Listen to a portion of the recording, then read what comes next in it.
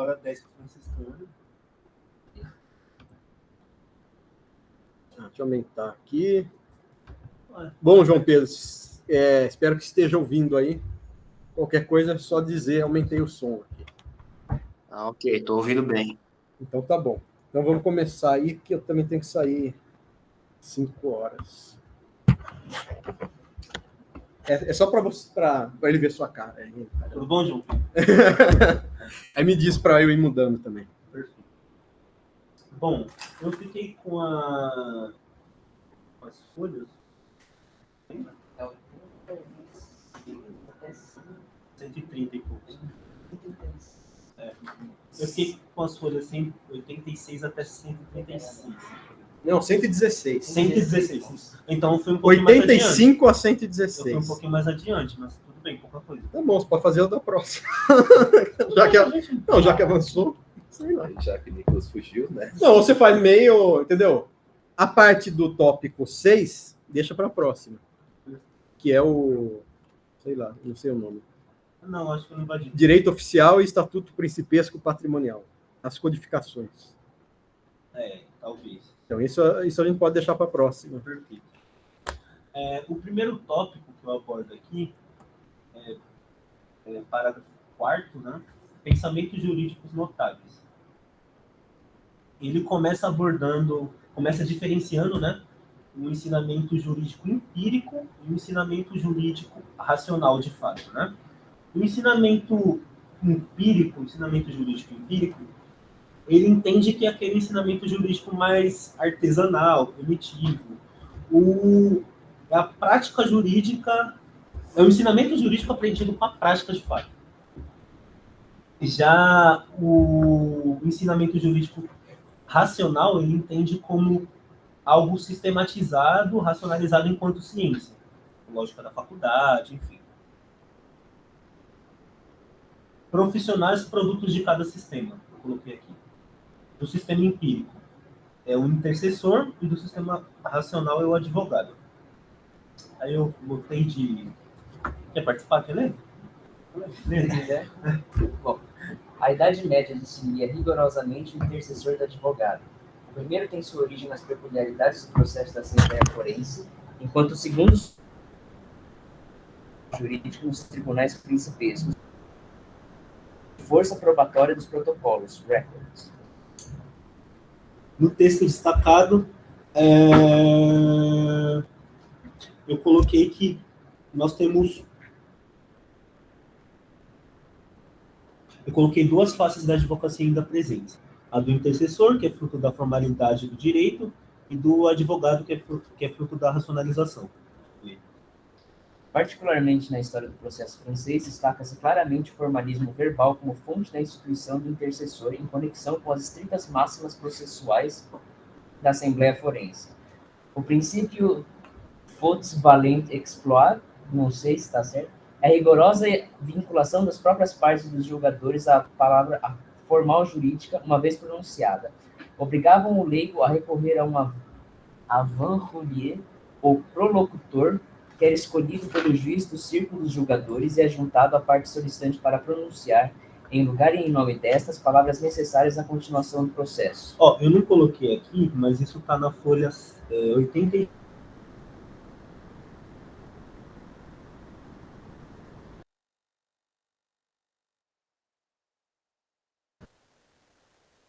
Deleuze e Mil Platôs, eu acho que é Platô 4, e o Freud em Moisés e o Monoteísmo, eles colocam a linguagem como desenrolar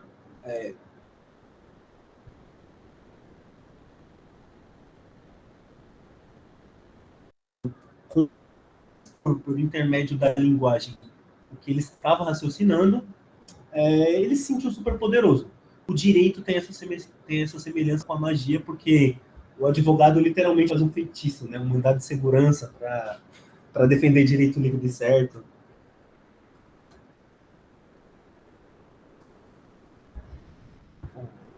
É a voz do Max Weber, né? Eu gostei. Ele gosta de alemão, então em branco. Leia, Max Weber. A posição do intercessor não lhe impedia a participação na elaboração da sentença. Ao contrário, para poder fazer uma proposta de sentença, tinha mesmo que pertencer ao círculo dos julgadores. O advogado, ao contrário, é representante de uma parte e nada mais. Na Inglaterra, os advogados dos tribunais reais originalmente reputavam-se quase sempre do único grupo que sabia escrever, o clero, para o qual essa atividade constituía a fonte de renda principal.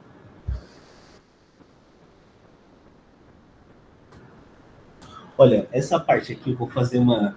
Eu fiz uma crítica que eu gosto bastante. Eu sabia que eu ia acabar em marxismo, né? Tô lendo Weber pensando em Marx. Teve um evento aqui na faculdade. Depois eu continuo. Mas só que duas características que eu abordo aqui é que, primeiro, os advogados daquela época, eles sempre habitaram nos mesmos meios que os julgadores. E o clero influenciou o direito em sua liturgia, enfim, nas becas, nas vestimentas e no uso do latim. Já que os antigos procuradores perderam sua função com a racionalização do processo, os notáveis jurídicos sobre transformam? Acho que não tem os sobres aí. Transformam-se de counsels em advogados, isto é, representantes. Mas o advogado autorizado para representar uma parte diante do Tribunal Real adotou muitos traços característicos da antiga posição do intercessor. Estava submetido à mais rigorosa etiqueta estamental. Recusava-se a realizar os serviços técnicos e, por fim, até evitava todo contato pessoal com a parte, que nunca chegava a conhecer. A realização técnica estava nas mãos dos attorneys e solicitors, uma camada de profissionais não organizados em corporações e sem a formação jurídica dada por estas últimas, que estavam em contato com os advocates e preparavam o status causae até o ponto em que esses podiam defendê-lo juridicamente diante dos tribunais. Essa parte que eu falei antes, que eu lembrei que eu coloquei embaixo. Professor. Agora faça a voz do Alisson.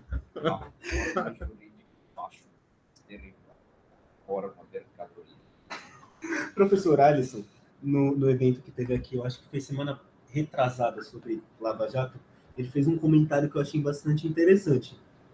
Ele falou que antes ele pegou de exemplo o Brasil colonial, enfim, imperial, e ele falou que o advogado, naquele tempo, só de ter o status de advogado, ele já era pomposo. Ele já convivia com a elite, porque como tinha poucas demandas de curso de direito, normalmente quem estudava direito eram pessoas de elite. Só que, com o aumento das vagas dos cursos de direito, os advogados teve que se diferenciar de alguma maneira. O professor Alisson fala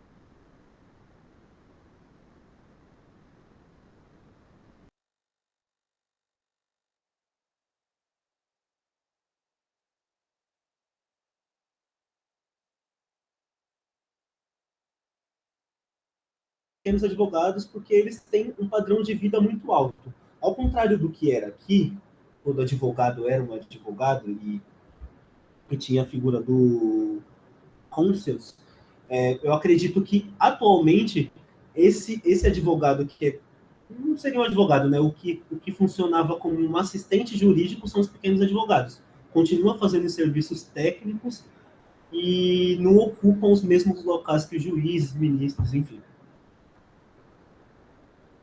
Agora eu começo a falar sobre racionalização informal e material.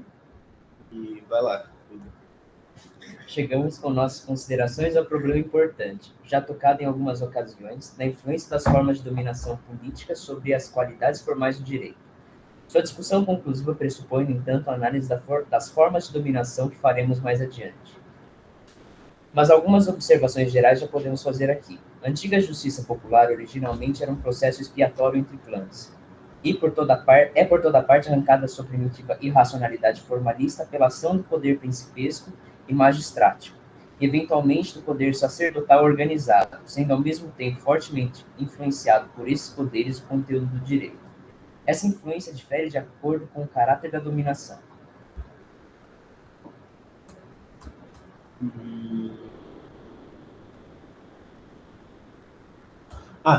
Eu coloquei aqui uma observação bem besta, né? A formação do Estado, mesmo que mínima, necessita de burocracia, porque ele aborda que...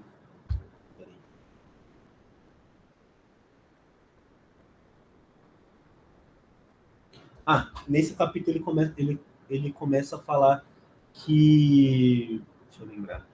Ele fala sobre o clero, né? Ele fala que não era um direito formal, de fato, enfim. Estava começando um sistema formalista. Mas mesmo num sistema que é até então primitivo, precisa de uma mínima burocracia para o Estado funcionar. Aqui eu coloquei a dominação e, consequentemente, a burocracia estatal interferem no conteúdo do direito. Ó.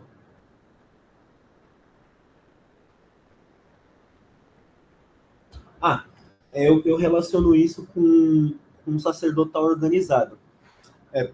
Como a dominação do clero, dentre outras dominações, influencia o conteúdo da norma? O direito é um espelho do conteúdo ético que a gente se inspira. Acredito que a lógica material organizada do direito, a gente vai ter que partir de uma ética. E a ética, nesse caso aqui, é a ética clérica, né? A ética sacerdotal. Continua aqui. Entretanto, aqueles poderes tinham essas tendências racionais de forma unívoca somente onde os interesses da sua própria administração racional lhes indicavam este caminho, como o regime eclesiástico papal, ou então onde se encontravam numa aliança com poderosos grupos de interessados com fortes empenhos do caráter racional do direito do processo, como as classes burguesas em Roma, no fim da Idade Média e na época moderna. Onde faltou essa aliança, a secularização do direito e o desenvolvimento de um pensamento jurídico rigorosamente formal, ou pararam após os primeiros passos ou foram diretamente obstruídos. Isso se deve, em termos gerais, ao fato de que o racionalismo, tanto dos hierarcas quanto dos príncipes patrimoniais, é de caráter material. Sim. Posso ver outro? Como veremos mais tarde, o direito religioso podia encontrar, com a secularização crescente do pensamento, um corrente ou substituto na forma e um eventual direito natural filosoficamente fundamentado.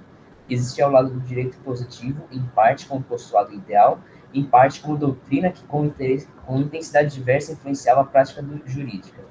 Ou então não se realizava aquela separação dos mandamentos sagrados do direito secular e persistia a mistura especificamente teocrática de exigência religiosa e ritual com as jurídicas. Então, nessa parte eu relaciono o livro Economia e Sociedade com a ética protestante e espírito do capitalismo.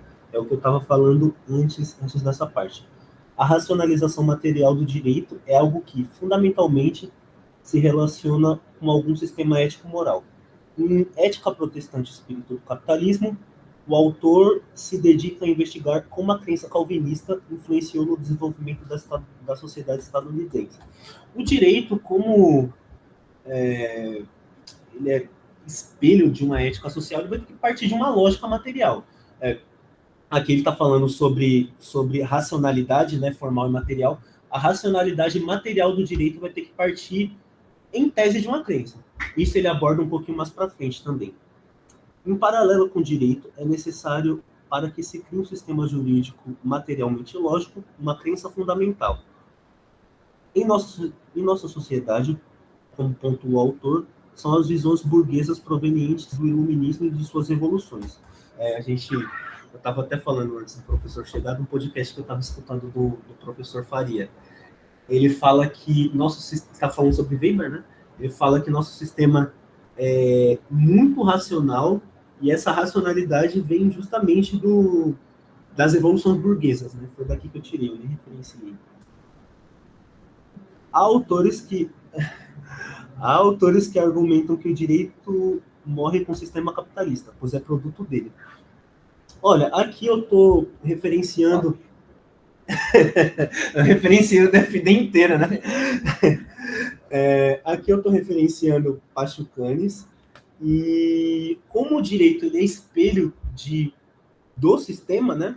No nosso caso, o sistema capitalista, das evoluções burguesas, das ideias burguesas, há autores, no caso de Pachucanes, que acredita que o direito, como nós conhecemos, morre com o sistema capitalista.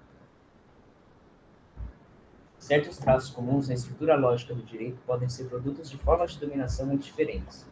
Em especial, o direito não formal costuma ser criado, por um lado, pelos poderes autoritários apoiados na piedade, tanto a teocracia quanto o príncipe patrimonial.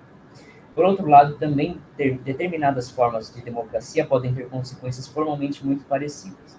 A razão disso se encontra na circunstância de que, em todos esses casos, se trata de um poder cujos portadores, o hierarca, o déspota, o demagogo, não querem ser comprometidos por nenhum limite, nem mesmo pelas regras por eles mesmos estabelecidas, com exceção daquelas normas que são obrigatórias a reconhecer como religiosamente sagradas e, por isso, absolutamente compromissórias.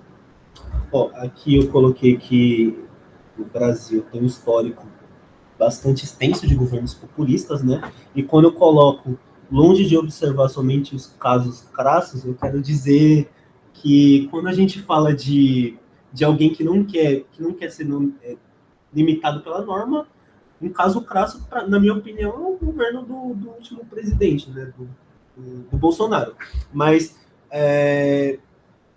governos que não querem se limitar pela norma muito mais sutil, a gente cansou de ter no Brasil. Vargas é um deles. O próprio Lula, né, sendo um populista muito mais republicano, assim, ele também não quer ser limitado pela norma, mas só que ele ainda respeita as instituições.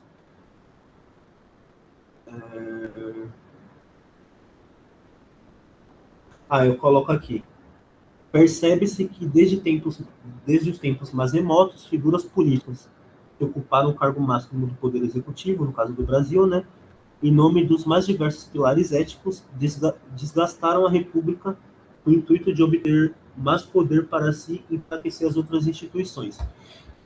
É aquela demagogia de sempre, né?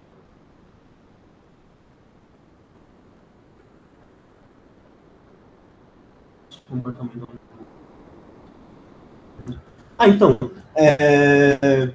eu digo que esse comportamento é típico do Poder Executivo do Brasil, por acreditar, posso estar errado, quero ver o professor depois, os colegas, que no Brasil a gente tem dificuldade de ter um governo republicano de fato, e a gente gosta de eleger populistas, mas só que não só no Poder Executivo, no Poder Legislativo eu vejo esse comportamento, mas esse comportamento de não querer se vincular à norma de outras maneiras. Como eles têm o poder de mudar a lei, eu vejo que um desses comportamentos de não gostar de se vincular à norma de outras gestões, enfim, fazendo emenda à Constituição. Diversas emendas para não querer se vincular a que outras pessoas decidiram, ou que eles decidiram em outro tempo. Aqui, quer que eu corte, professor? Aí já é outra... Acho que é, né? Peraí, só um minuto. Então é melhor a gente deixar para a próxima. Olha, que começa na 116, é melhor, né? É melhor. E aí a gente... Porque aí seria até o final desse capítulo, né? É o final. Eu acho. Aí vamos ver quem se voluntariará a complementar. A gente vai acabar fazendo. Eu vou. Tá bom. Essa parte absolutista. Então tá bom. O absolutismo é uma parte importante para a revolução. Bom, agora deixa eu ver aqui o que eu tinha anotado. Ele fala isso. Mas eu posso ver. No final? Já? Ele já sabe o final da história. Como eu tive que fazer o slide, eu falei, né? Então, deixa eu ver que pontos. Acho que tem 3. O primeiro ponto é aquilo que você falou, do ensino. O interessante é que ele mostra como o ensino empírico era corporativo também. Eram os advogados tentando controlar a formação dos futuros advogados, né? E era um ensino muito casuístico, mesmo quando eles preparavam algum material para ensinar os outros advogados, era a repetição dos casos, mas não tinha nenhuma abstração sistemática, né? Só começou com o ensino universitário.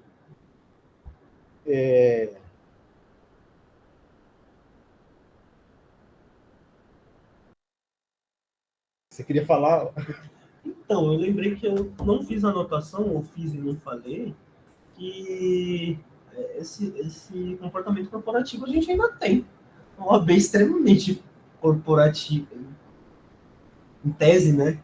Corporativo para quem, como eu fiz a diferenciação dos advogados para os meros coadjuvantes, para quem é advogado de fato, ela é bastante corporativa. instituição corporativa, caramba. Mas ela não controla o ensino tão... É claro que o exame já é uma forma de controlar o ensino. Porque lá no Congresso, em Coimbra, tinha um professor que na Colômbia não tem exame de ordem. E ele estava defendendo que não devia ter mesmo, porque seria um controle corporativo para orientar o ensino jurídico e não geraria um aumento de qualidade automático no ensino ter essa cobrança. Pelo menos era o que ele dizia lá, contra um estudo que defendia que, para qualificar o ensino jurídico, deveria ter o ensino.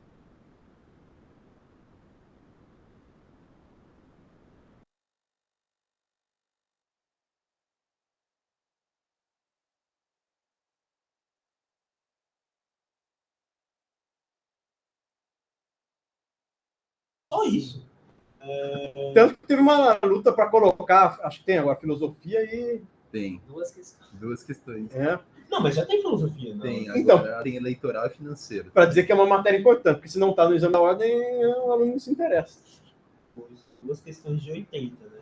Mas a galera passa com 40, 2 questões é importante. Então, mas eu vejo que a OAB é para não fazer o controle das faculdades de Direito. Né? Realmente, eu defendo que não tem um exame de ordem.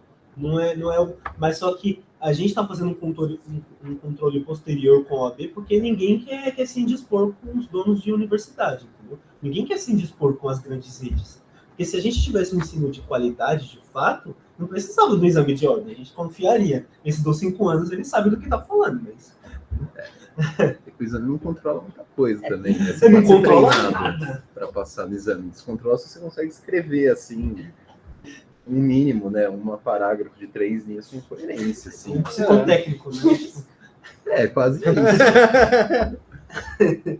Prova do Detran é o mesmo grau, né, Gil? Mas a prova do Detran é difícil a filma ele teórica, também, né? Professor, porque se eu for... Ele tem que ajustar as observações. Se um dia verem isso,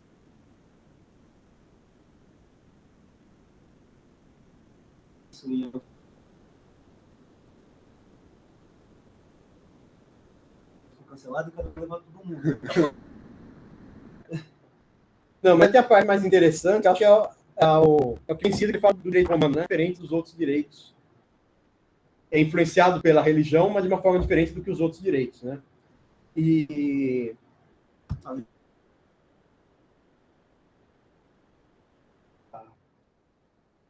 então, são os notáveis da justiça, né? Tem um caráter altamente formal o direito romano. Claro que não era sistemático, só depois do Justiniano foi sistemático, mas eu achei interessante a observação que ele faz aqui que era muito analítico o direito romano. Não era sistemático, mas era muito analítico, que está na página 95 aqui. É o fracionamento da colocação do problema processual e, por essa via, do formalismo técnico-jurídico, de fato, nas situações de fato logicamente mais simples. Um processo trata só de um problema só é tratado num processo único. Um acordo jurídico limita-se a um assunto, a uma promessa, a uma prestação, sendo por isso unilateral. Então, quer dizer que o direito romano tentava decompor tudo em certos conceitos e isso se liga ao que ele vai dizer na 98, que ele vai dizer que os romanos tentavam decompor tudo em certos... Mesmo que fosse uma situação complexa, você tinha vários atos jurídicos, vamos dizer, sendo praticados, mas os conceitos também eram muito elásticos, que ele diz aqui na 98. Elasticidade extraordinária de conceitos jurídicos. Para a maioria dos negócios que são hoje em dia colocados sob garantia jurídica mediante letras de câmbio ou outras obrigações. Então, ele vai dizer que o direito romano não era racionalmente formal, da mesma forma como o direito moderno, que é o tópico seguinte, né? Mas tinha essa formalidade procedimental e tinha essa... Não era tão aleatório como a justiça de Cádiz, que ele volta a falar em vários momentos, né? Que é o Cádiz, que seria o juiz muçulmano, né? Mas que ele dá como exemplo de toda a irracionalidade material, toda a decisão totalmente casuística. Embora o direito romano não fosse sistemático, ele gerava algum controle pela necessidade de encaixar os problemas dentro de determinados tipos, pelo menos no processo, né? E, bom, e aí ele também vai dizer que isso variou em duas fases, especialmente na República, ainda era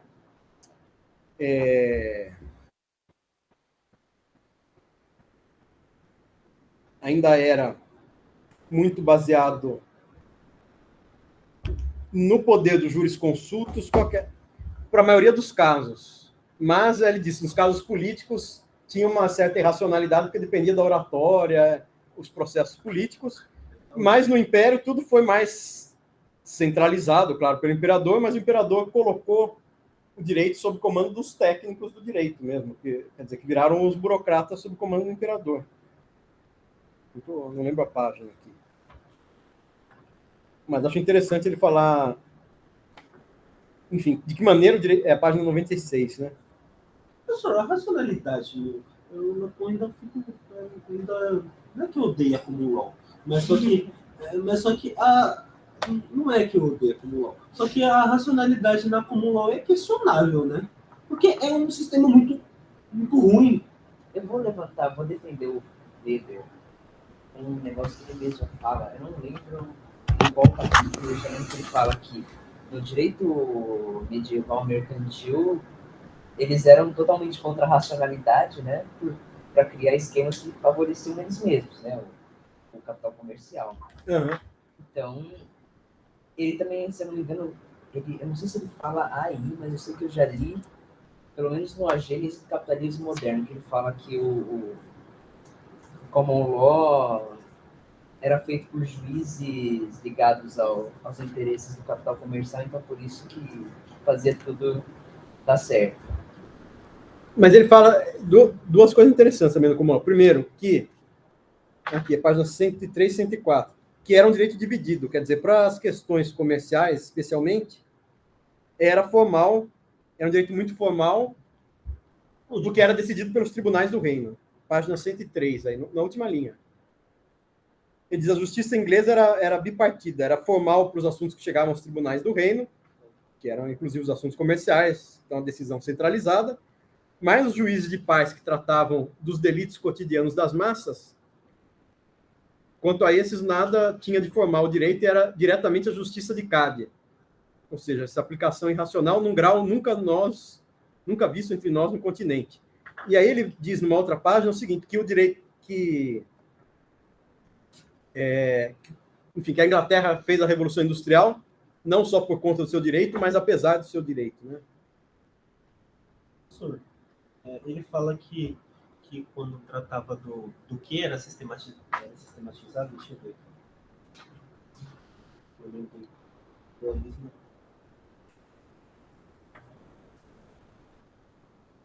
Então, para o direito mais econômico, que envolvia questões comerciais, era mais racional, né? Era mais formalizado, né? Isso se relaciona... Porque era centralizado. O que era problema das massas era descentralizado e era irracional. Então, professor, a crítica pachucaniana continua nessa sala. Porque, e vai continuar assim. Porque, na página... É isso. Não vamos matar o Pachucanes? Ele vai continuar. Na página 118, 119, vou um pouquinho só, professor. Tá. Ele fala o seguinte: comum a todas as criações tardias pela justiça oficial de um novo direito material e a circunstância de elas atenderem à necessidade de uma estruturação racional do processo, necessidade que partia, sobretudo, das camadas portadoras de uma gestão econômica racional, isso é, burguesas, o processo de interdição muito antigo e as actiones in facto confirmam que o pretor romano que ocupava somente desde Alex Albutia e sua posição dominante no processo, o poder da instrução diante dos jurados, mas como mostra um olhar ao conteúdo material jurídico do edito, as necessidades comerciais da burguesia, com a intenção do comércio, criaram um procedimento formulário em sua regulamentação, a maneira de um edito. Isso juntou-se à necessidade de suprir certos formalismos magicamente condicionados. Eu coloquei até uma observação aqui. toda vez que o comércio precisa de estabilidade jurídica, previsibilidade jurídica, eles tendem a uma formulação, né? Então, a crítica pachucaniana é nos seguintes termos: o direito ele é produto do capital, porque ele evolui conforme as necessidades do capital, entendeu? Ele vai falar nesse capítulo aqui que a racionalidade jurídica tem como premissa a previsibilidade para o mercado, a previsibilidade para, enfim, o mercado girar. Mas ele disse que poderia ser eficiente também um sistema que tivesse essa previsibilidade para as questões comerciais, mas não para o povo. Fantasma do capitalismo, que o Stuttgart fala. Não, mas o quê? Fantasma do capitalismo, chega no século XI e XII na Europa. Como assim? Que ele fala assim, o Marx terminou o Capital falando, tem o fantasma do comunismo arronda a Europa. Aí ele fala que, assim, nos séculos XI a XII, rondava pela Europa o fantasma do capitalismo. Por isso que ele fala que que adotaram o direito romano, porque era um direito muito voltado à proteção de propriedade. Porque quando o direito romano volta a ser estudado nas universidades. Sim, mas só que, na minha opinião, posso estar falando besteira e provavelmente estou, mas vou falar. Eu acho que eles formulam uma codificação para o mercado e deixam mais comum para o povo, porque, tipo, vamos proteger o mercado que é importante do povo, que a gente resolve de qualquer maneira aí, entendeu? Isso, ou não. Mas o que o Pachucano está criticando é que estendeu a todo mundo a ideia de sujeito de direito. E aqui o inglês pobrezinho lá não era nada, não era sujeito de direito. Era objeto da graça lá, da vontade do juiz de paz. Sim.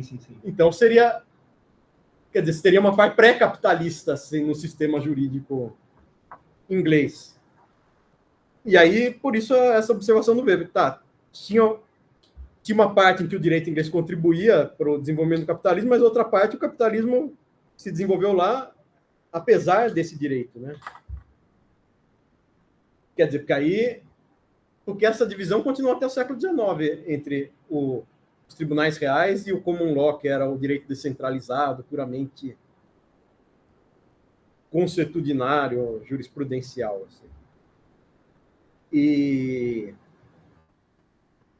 Bom, mas isso, na verdade, é o que está no último tópico, que aí é onde ele vai entrar naquela comparação interessante, porque principalmente a parte final da comparação, que é 114, 116, que é falar, bom, todo direito teve uma influência de uma visão religiosa, mas quais eram as diferenças do cristianismo ao influenciar o direito continental europeu, ocidental, em comparação com outras religiões, né? Porque as outras religiões, primeiro, algumas delas, o hinduísmo e o islã, especialmente, a religião regulava muito todos os assuntos da vida, enquanto o cristianismo acabou sendo marginal, embora se tivesse alguma coisa do tipo casamento, que ainda tem uma influência da religião, tentando definir as regras sobre casamento ou sobre sucessões, isso era muito mais marginal do que a influência dos livros sagrados ou dos profetas islâmicos e do hinduísmo. Mas na China, e aí tem um exemplo da China também, que é interessante, porque ele diz, na China não é o problema da teocracia, não é a influência religiosa, é o problema do patrimonialismo que não favorecia o desenvolvimento de um direito racional formal, no caso chinês, né? E aí ele mostra como essa divisão também entre direito canônico, no caso do cristianismo, e direito secular, foi interessante não só por separar os dois campos, mas porque o direito canônico passou a ser tão sistematizado e com a hierarquia, com a burocracia da igreja, que acabou virando um modelo para o direito secular, para o direito dos estados modernos, né? Professor, tem um autor... Não é Hegel. Não é Pachucanes. Não, é Stuttgart. Não é Stuttgart, não. Ele já falou. Althusser. Ele fala que... É do mal. Eu não sou tão fã dele, mas só que eu tô lendo ele para justamente ver o que eu consigo bater. Mas então, ele fala que a filosofia especulativa é teologia disfarçada, né? quando o Weber ele fala na página 101 que o direito natural é um sistema ético semelhante ao direito religioso, pode pegar essa fala do Althusser e falar que os contratualistas são teólogos disfarçados, entendeu? O direito natural é uma teologia pura. Mas tem uma parte do Hobby do Leviatã que é sobre o governo civil, a outra parte é sobre o governo eclesiástico. Claro, mas aí ele tenta abstrair de uma forma que a teoria do contrato social independe de você ser cristão, da mesma forma que ele... Quer dizer, isso daí ele está fazendo... Não o que o Weber diz, mas a mesma forma que o Weber diz que o direito católico, cristão, não... Aqui, quando a igreja se viu obrigada... Primeiro que a igreja queria se afastar do Estado, inicialmente. Mas depois, quando ela se viu obrigada a procurar uma relação com os poderes profanos, ela preparou essa relação com a ajuda de concepções estoicas do direito natural, ou seja, uma construção teórica racional. Quer dizer, que também dependia assim, de verdades evidentes e não de uma crença religiosa no poder dos profetas ou de um texto sagrado da própria igreja. Né? Ela achou um meio termo para influenciar o direito secular, que foi diferente das outras religiões, em que tudo era a vontade dos profetas ou estava no livro sagrado, né? E também tem assim como o ponto do direito inglês, é interessante que ele comenta do direito judaico, que não tinha nenhuma... que tem a gente tem essa visão de que os judeus, por praticarem muito comércio, talvez tivessem um direito que favorecesse essa atividade comercial. E talvez tivessem criado algo importante para a atividade comercial. Mas ele disse que não, que os judeus não criaram nada importante. E aí você leva para o seu Aristotle justificar. Não criaram nada. Bom, influenciaram o Oriente, que ninguém conhecia nada, eles importavam dos outros, do Ocidente e vendiam para o Oriente. Era um contrabando jurídico. Né? Mas não inventaram nada. O Ari concordaria 100%. Lógico que concordaria. Mas o Schmitt fala a mesma coisa do negócio dos conceitos teológicos secularizados nas teorias do direito natural, que é Deus, que é a mesma coisa, porque você só procura o fundamento último, você não acha, você não vai colocar mais Deus, por quê? Porque não pode, então... Verdades evidentes, né? Então, mas é melhor, mas aí você já abstrai, quer dizer... você já dá um passo. Quando você o soberano, o Thomas Hobbes, é um Deus mortal, é alguém que cumpre a função de Deus na Terra, mas você não depende de acreditar que Deus chegou e escolheu aquela pessoa. Não, você vai dizer que se pressupõe que os súditos escolheram aquele soberano, não foi Deus. Então já mudou, porque já tem uma abstração do conceito, que não tem no direito islâmico nem hindu, né? Eu acho que o Hart estava certo, é uma mentira, não tem... O direito se fundamenta em nada. O direito se fundamenta em religião e só. O Hart? Direito, e é isso aí. Positivismo jurídico. Não tem. Não, mas ele diz do mínimo direito natural, que são essas concepções do tipo estoicas, que ele está falando que foram as concepções sobre a natureza que levaram a igreja a se aproximar da influência do direito, a influenciar o direito estatal, mas sem transferir a carga. O direito natural do Hart é vida, propriedade propriedade, vida, e tem umas coisas lá mais, mas esses são os dois pontos centrais. Né? Mas ele diz, são verdades evidentes, que é o altruísmo limitado do ser humano, a vulnerabilidade humana, quer dizer, você precisa ter regras para proibir também a vida, proibir o homicídio, alguma forma de apropriação, alguma forma de troca dos bens. Vida, propriedade, comércio... Tá, mas isso não depende de você ser árabe, cristão, judeu, muçulmano. Agora, e tanto isso é verdade, porque diz o Max Weber, acho que no caso do islamismo, não lembro se do hinduísmo também, ele diz era um direito daquele povo. Se aquele povo entrava numa relação comercial com outro povo, já tinha um problema, já não era aquele direito aplicável. Que é diferente do direito romano e do direito... e da influência do direito cristão no Ocidente, que é um direito universal. A ideia é ser universal. Não é só daquela casta. Mas o direito romano tem umas complicações, não tem? Porque tem eu não lembro direito. Tem um negócio do ius gentium, do ius civile. Não, sim, eu tô falando do direito romano como ele foi recebido, como ele influenciou o tempo moderno. Porque ele diz que uma das coisas importantes do direito romano foi, ele não dá o nome, mas é o ius comune aqui. A ausência... Bom, que o direito... a importância do direito romano para a técnica jurídica do Ocidente, estou cortando um pouco a frase aqui, página 116. Sob a forma do direito romano, um direito profano que se desenvolvera formalmente até uma perfeição em comum e adquirira, graças à continuidade histórica, o caráter de um direito universal. A própria Igreja Antiga tratara o direito romano, o Império Romano e seu direito, como algo definitivamente subsistente para toda a duração desse mundo. Então, o direito romano também se tornou o direito comum, que era a fonte subsidiária de todos os direitos nacionais. Mas tudo isso é diferente da ideia do hinduísmo, do islamismo, que é o direito daquele povo. E aí foi muito mais esperta a Igreja Católica. Não é o direito, é o direito de todo mundo, não é só do católico. Muito melhor. A gente faz eles engolirem o nosso direito. Claro, muito melhor. Assim, a gente... O Ari fala uma coisa similar, né? O direito natural é igualzinho, porque o direito natural é universal. É o que a ONU usa para invadir. É igual, a ideia é que só é proibido o homicídio, o roubo. Professor, não precisa ser católico, judeu. Eu concordo, mas colocar o direito de propriedade como um direito fundamental é uma puta de uma burrice. E eu vou citar aqui o Rousseau, na origem da desigualdade entre os homens. Ele fala que o primeiro ser humano que delimitou um pedaço de terra e falou, é meu, esse daí criou a desigualdade. Aí ele fala, os homens herdaram a terra, enfim. Mano, claramente não é um direito natural, uma propriedade. Porque o direito natural a gente via por aí em outras espécies, a gente não vê. Não, aí eu vou citar o Stutt contra você.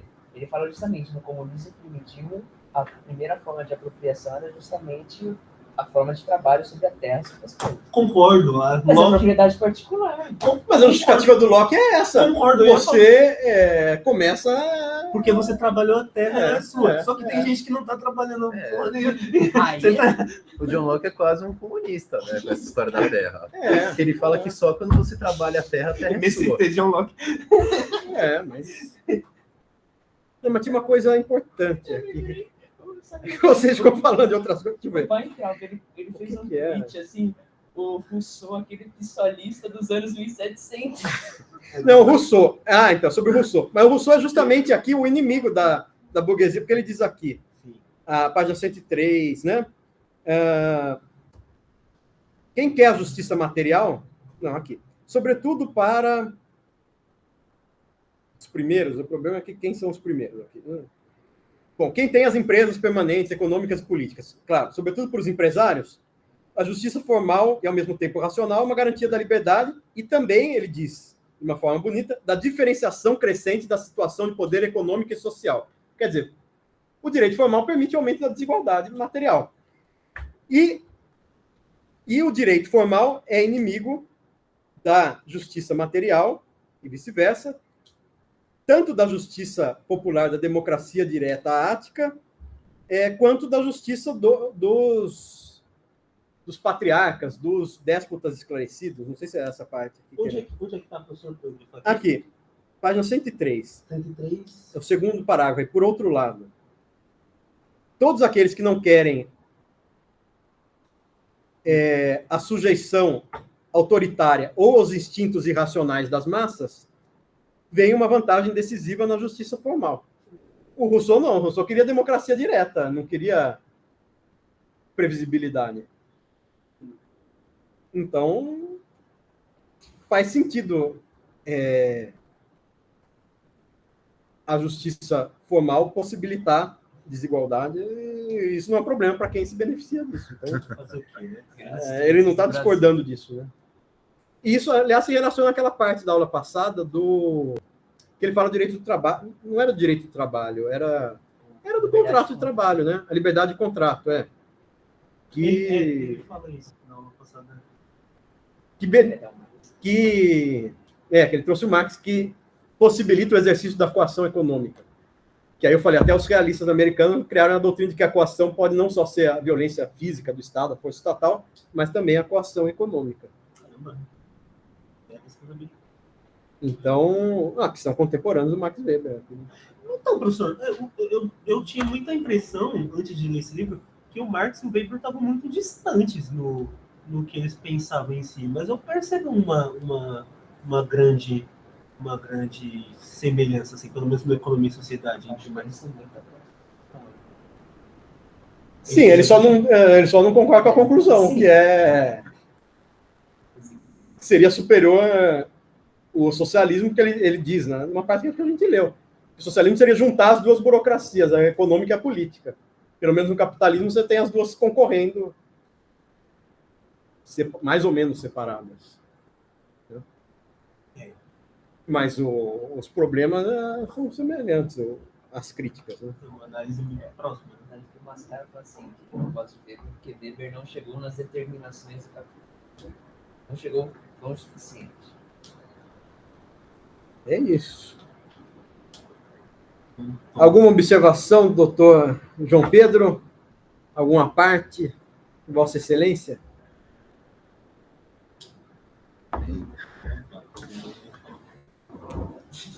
Não. Ele concorda com tudo que vocês disseram aí. Você segue o relator? É isso que é importante. O colegiado tem que ter uma vontade unificada. Tá bom, então ele absolveu o Max Weber porque disse que é próximo do Pachucanes, do Marx. Então Pior que eu não sou não é um marxista. cara tão mau. Eu não sou marxista. Não sou marxista. Não é? Mais ou menos.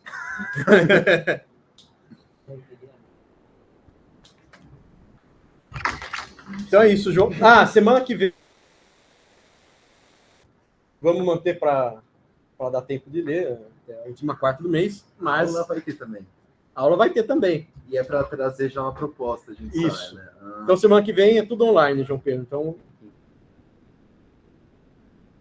vou desligar agora. Fica dar um jeito nisso. Ok, obrigado. Até. Até mais, até a próxima. Deveria. É.